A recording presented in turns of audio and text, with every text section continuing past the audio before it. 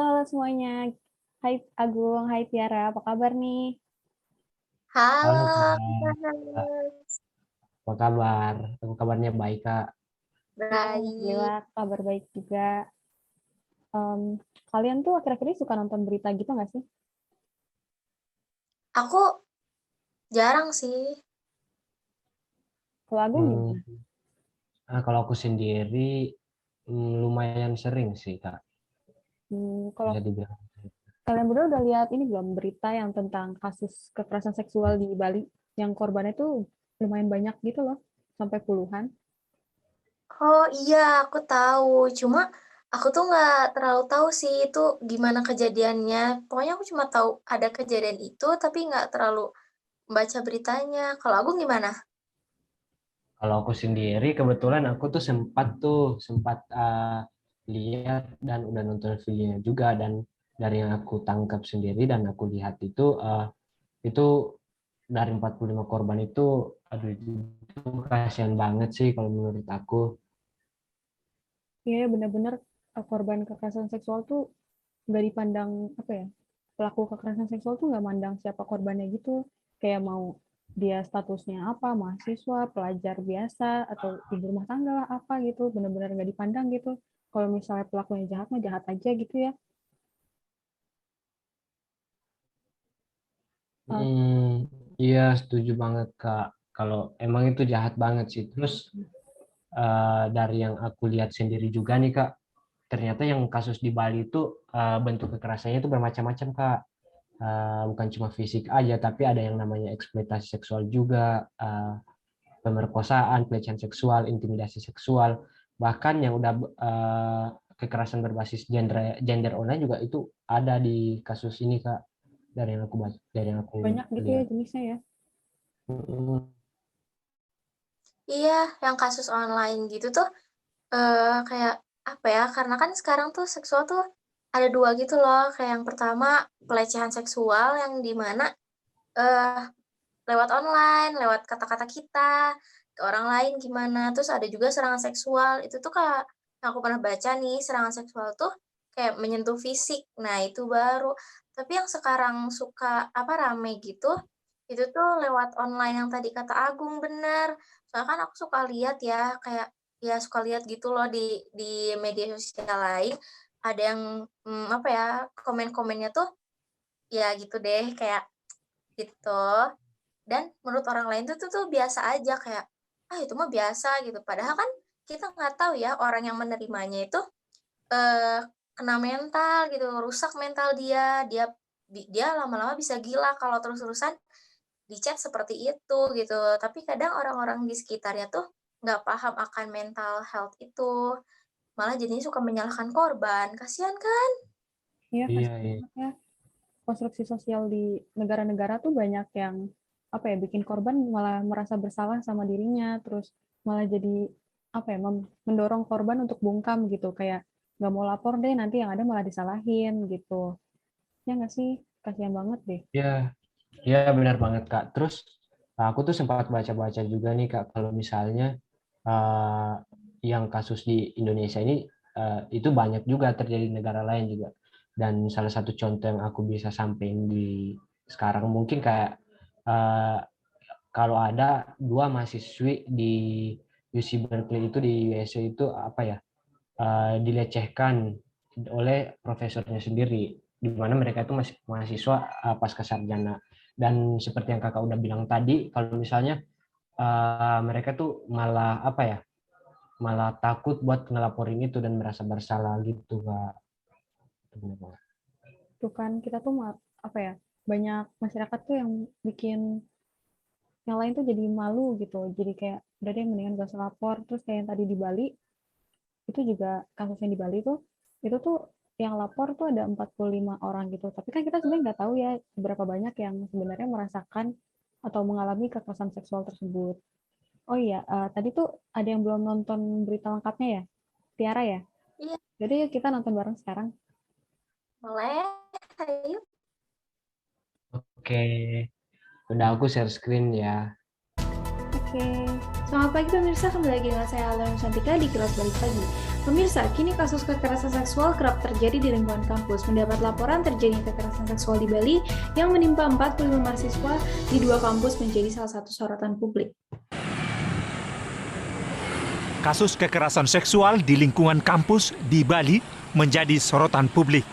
LBH Bali merilis kasus kekerasan seksual di lingkungan kampus di Bali, yakni 42 korban kekerasan seksual merupakan mahasiswa Universitas Udayana dan 3 mahasiswa Universitas Marwa Dewa. Korban kekerasan seksual ini merupakan data posko pengaduan yang disediakan LBH Bali selama tahun 2020. LBH Bali menerima pengaduan baik dari korban langsung, pihak keluarga korban, atau dari saksi.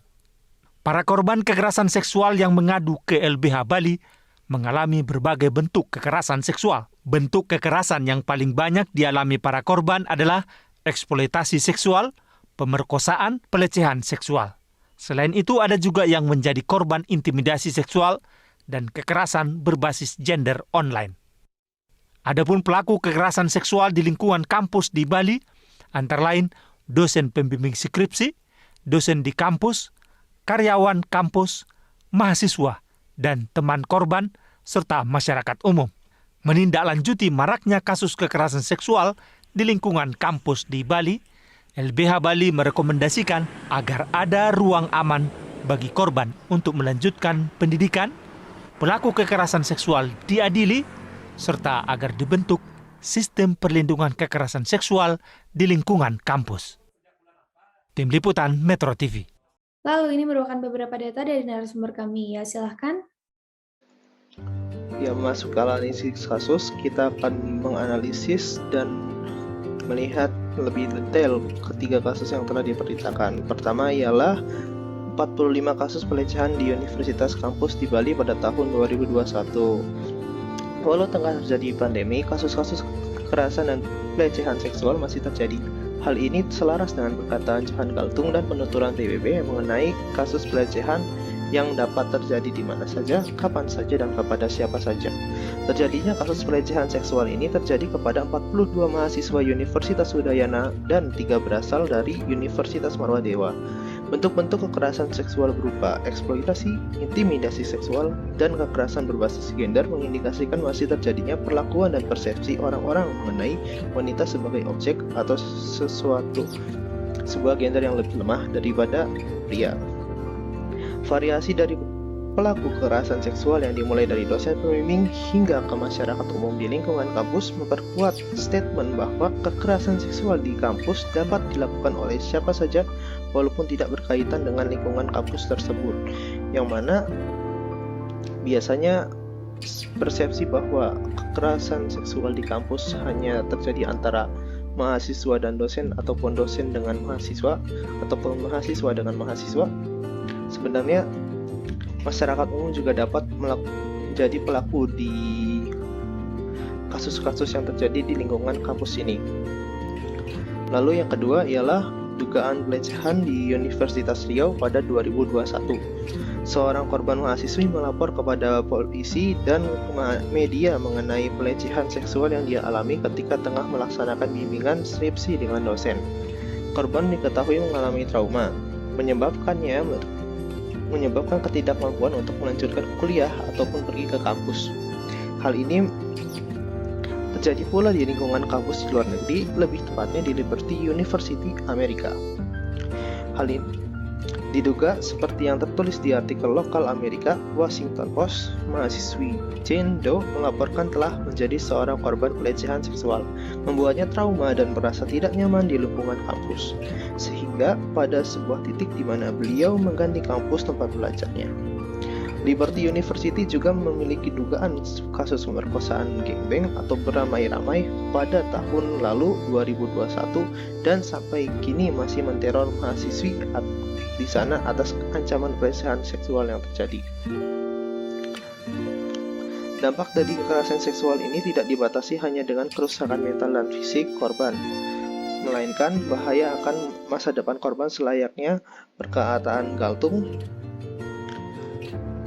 dikarenakan pada contoh ketiga kasus yang diberitakan sebelumnya, mahasiswa dan mahasiswi yang menjadi korban telah reluctant untuk melanjutkan masa pelajaran mereka karena trauma kekerasan seksual yang mereka alami.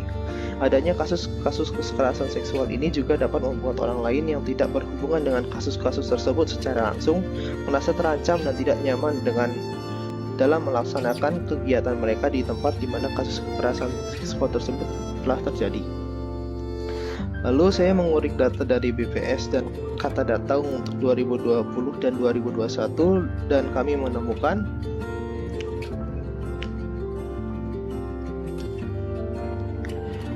statistika tingkat pelecehan di kampus dan tingkat pengangguran, keduanya memiliki penurunan pada periode yang bersamaan walau kondisi tengah masih berada di dalam pandemi. Hal ini dapat menjadi indikasi akan keterlibatannya kekerasan seksual di kampus dengan tingkat pengangguran yang ada. Sebuah hipotesa di mana orang-orang yang tengah atau mendengar adanya kasus kekerasan seksual di kampus dapat saja melakukan sebuah dropout atau pengunduran diri dari kampus ataupun pekerjaan mereka karena ketakutan atas tindakan tersebut bisa saja terjadi kepada mereka ataupun trauma akan tindakan tersebut telah terjadi kepada mereka.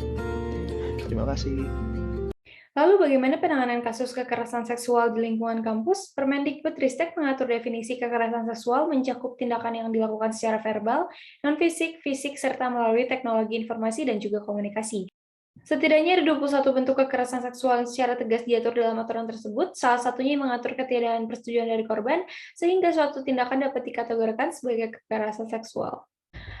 Upaya pencegahannya dapat membatasi pertemuan antara mahasiswa dengan dosen dan tenaga kependidikan tanpa persetujuan kepala atau ketua prodi di luar area kampus, di luar jam operasional kampus, untuk kepentingan lain selain proses pembelajaran. Mahasiswa, dosen, pendidik, dan tenaga kependidikan harus berperan aktif dalam pencegahan kekerasan seksual. Kepala atau ketua prodi harus membatasi pertemuan di luar area kampus, di luar jam operasional kampus, untuk kepentingan lain selain proses pembelajaran. Pertemuan yang dilaksanakan harus mendapat persetujuan atasan kepala atau ketua prodi.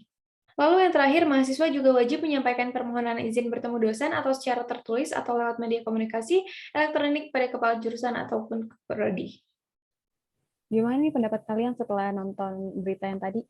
Nah, kalau dari yang aku lihat sendiri nih Kak, dari berita yang tadi itu sebenarnya penyelesaiannya itu belum bisa dibilang signifikan ya. Soalnya bisa dibilang tidak ada penyelesaian yang dilakukan gitu, dan dari pemerintah juga belum turun langsung gitu. Dan kalau menurut Tiara sendiri itu gimana? Ya, pemerintah belum turun langsung. Jadi itu lebih ke kitanya aja yang pertama mungkin menjaga diri. Yang kedua, kitanya aja sih yang harus berani gitu, berani kayak meng-up di mana aja pun itu. Kita yang harus disediakan, karena kan kalau misalnya kita menunggu pemerintah yang mungkin tidak akan jalan-jalan, itu malah ke kitanya malah jadi nanti rusak lagi kitanya, mentalnya rusak lagi. Karena kalau bukan kita kayak siapa lagi gitu kan ya. Gimana kalau menurut Kak Sahnas? Kalau menurut aku juga benar sih, semoga tuh nanti dari diri kitanya sendiri gitu, dari atau mereka yang menjadi korban dan apa ya, yang merasakan gitu. Semoga mereka bisa kuat menjalani hari-harinya selanjutnya. Terus semoga dari pemerintahnya nanti ada penyelesaian yang baik. Soalnya selama ini tuh kayak penyelesaiannya tuh kekerasan seksual tuh rata-rata penyelesaiannya kayak tidak ada penyelesaian lah gitu. Terus atau enggak menikah dengan pelaku gitu. Padahal kan itu bakalan merusak mental korban ya. Apalagi kayak misalnya menikah dengan pelaku tuh kayak aduh gitu, jahat banget gitu. Masa dia udah jadi korban gitu, udah disakitin malah disuruh nikah sama pelakunya gitu. Ya nggak sih? Kejam banget ya. Iya, benar banget Kak.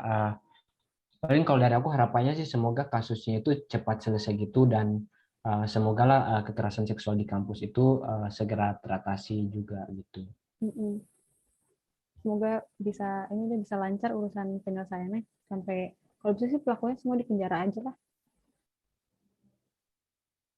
Iya. Biar jerak. Oke.